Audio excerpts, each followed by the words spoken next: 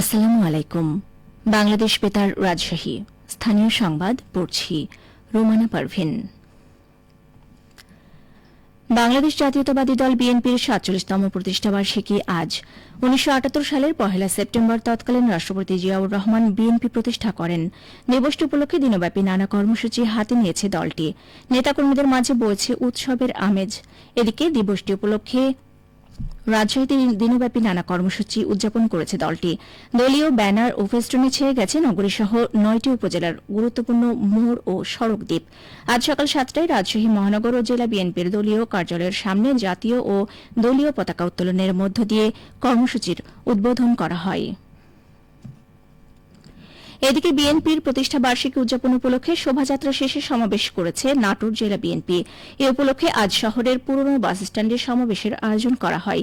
সমাবেশে বক্তারা বলেন, বিএনপির প্রতিষ্ঠাতা শহীদ রাষ্ট্রপতি জিয়াউর রহমান ৭১-এর মুক্তিযুদ্ধের রণাঙ্গনে নেতৃত্ব দিয়েছেন, বহুদলীয় গণতন্ত্রের প্রবর্তন করেছেন, দেশের মানুষের ভাগ্য পরিবর্তন করে দেশের উন্নয়ন নিশ্চিত করেছেন। তাই এদেশের মানুষের ভালোবাসার আঙিনা বিএনপি আর ভালোবাসার প্রতীক ধানের শীষ। শহীদ জিয়ার আদর্শকে ধারণ করে সবাইকে দেশে গণতন্ত্র প্রতিষ্ঠা করতে হবে, দেশের উন্নয়ন নিশ্চিত করতে হবে। এছাড়া পাবনায় বাংলাদেশ জাতীয়তাবাদী দল বিএনপির ৪৭তম প্রতিষ্ঠা বার্ষিকী পালিত হয়েছে। পাবনা জেলা বিএনপির আয়োজনে আজ দুপুরে বীর মুক্তিযোদ্ধা রফিকুল ইসলাম বকুল স্বাধীনতা চত্বর থেকে এক বর্ণাঢ্য র্যালি বের হয়। র্যালিটি শহর প্রধান সড়ক প্রদক্ষিণ করে পুনরায় একই স্থানে এসে শেষ হয়। অনুষ্ঠিত হয় সংক্ষিপ্ত আলোচনা সভা। সভায় বক্তারা বলেন, বিএনপি একটি সুশৃঙ্খল দল। আগামীতে দেশ পরিচালনায় বিএনপি গুরুত্বপূর্ণ ভূমিকা পালন করবে এবং সাধারণ মানুষের জীবনযাত্রার মান উন্নয়নে কাজ করবে। নানা আয়োজনে উদযাপন করা হয়েছে রাজশাহী প্রকৌশল ও প্রযুক্তি বিশ্ববিদ্যালয়ের প্রতিষ্ঠা বার্ষিকী। এ উপলক্ষে আজ সকালে জাতীয় পতাকা ও রুয়েটের পতাকা উত্তোলন সহ বেলুন ও পায়রা উড়িয়ে দিবসটির উদ্বোধন করা হয়। এরপর মহান মুক্তিযুদ্ধের রুয়েটের শহীদ শিক্ষার্থীদের কবর জিয়ারত করা হয় এবং দেশ ও জাতির উন্নয়নে দোয়া করা হয়। রুয়েটের প্রশাসনিক ভবনের সামনে থেকে আনন্দ র্যালি বের করা হয়। র্যালি শেষে রুয়েটের প্রশাসনিক ভবনে আলোচনা সভা, পুরস্কার বিতরণের আয়োজন করা হয়। অনুষ্ঠানে প্রধান অতিথি ছিলেন বিশ্ববিদ্যালয় মঞ্জুরি কমিশনের সদস্য প্রফেসর মোহাম্মদ তানজিম উদ্দিন খান।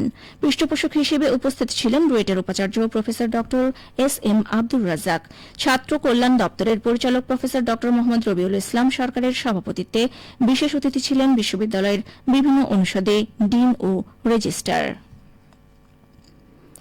নওগাঁয় জেলা প্রশাসনের উদ্যোগে ডেঙ্গু সহ মশাবাহিত রোগ প্রতিরোধে পরিষ্কার পরিচ্ছন্নতা অভিযান শুরু হয়েছে।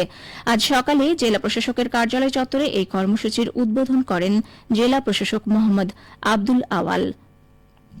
কর্মসূচির শুরুতে শহরে একটি সচেতনতামূলক শোভাযাত্রা বের করা হয় এবং সেটি সদর উপজেলা পরিষদ চত্বরে গিয়ে শেষ হয়। এ সময় জানানো হয়, প্রতি মাসের প্রথম দিনে ধারাবাহিকভাবে জেলার সকল অফিস আদালতে পরিষ্কার পরিচ্ছন্নতা অভিযান পরিচালনা করা হবে। উদ্বোধনী অনুষ্ঠানে স্থানীয় সরকার বিভাগের উপপরিচালক ও নওগাঁ পৌরসভার প্রশাসক টি এম এ মুমিন, অতিরিক্ত জেলা প্রশাসক সাদিয়া আফরিন সহ বিভিন্ন সরকারি কর্মচারী কর্মকর্তাগণ অংশগ্রহণ করেন। উজানের পাহাড়ি ঢল ও টানা বর্ষণে সিরাজগঞ্জে যমুনা নদীর পানি বৃদ্ধি পাচ্ছে। ফলে নিম্নাঞ্চল ও চরাঞ্চলে দেখা দিয়েছে বন্যা আতঙ্ক। গত ২৪ ঘণ্টায় ১১ সেন্টিমিটার বৃদ্ধি পেয়ে আজ বেলা ১২টার দিকে শহর রক্ষা বাঁধ পয়েন্টে বিপদসীমার ১১০ সেন্টিমিটার নিচ দিয়ে প্রবাহিত হয় নদীটির পানি। একই সময় কাজীপুরের মেঘাই ঘাট পয়েন্টে ১৫ সেন্টিমিটার বৃদ্ধি পেয়ে বিপদসীমার ১৩৫ সেন্টিমিটার নিচ দিয়ে প্রবাহিত হয় যমুনা নদীর পানি। বাংলাদেশ পানি উন্নয়ন বোর্ড সিরাজগঞ্জের গেজ রিডার হাসান মামুন বলেন, উজানের নদ নদীর পানি বৃদ্ধি অব্যাহত রয়েছে, ফলে যমুনা নদীর পানিও বৃদ্ধি অব্যাহত থাকবে। এদিকে পানি বৃদ্ধি অব্যাহত থাকায় যমুনা নদীর তীরবর্তী নিম্নাঞ্চল ও চরাঞ্চলে বিরাজ করছে বন্যা আতঙ্ক। এ সকল এলাকার কৃষকেরা ফসল নষ্টের আশঙ্কা করছেন।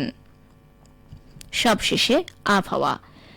আজ রাজশাহীতে সর্বোচ্চ তাপমাত্রা ছিল ৩৬.২ ডিগ্রি এবং সর্বনিম্ন ২৬.৫ ডিগ্রি সেলসিয়াস।